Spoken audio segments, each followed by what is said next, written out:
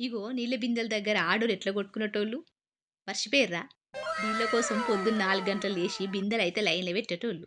ఇగ ఒక్క నిమిషం గట్ల బయటికి పోతే ఖతం. ఎనక బిందె తీసి ముందైతే పెట్టేటోళ్ళు.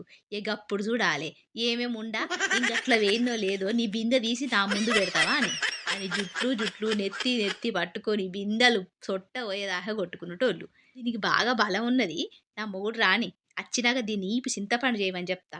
ఇగ నీ మొగుడచ్చి కొట్టేదాకా నేను చూసుకుంటుంటానానే. నాకు మొగుడు లేడా? ఆ మొగుడొచ్చిన తర్వాత నీ ఈపు చింతపండు చేయమని చెప్తానే.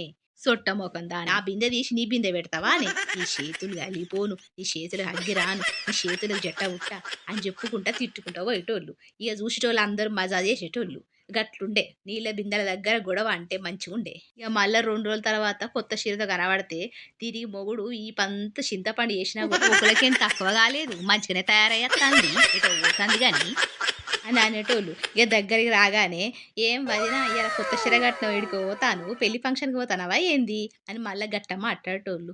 ఇగ గిట్లుండేది అప్పట్ల. ఈ వీడియో నచ్చితే ఖచ్చితంగా లైక్ చేయండి. సబ్స్క్రైబ్ చేసుకోండి. ఇగ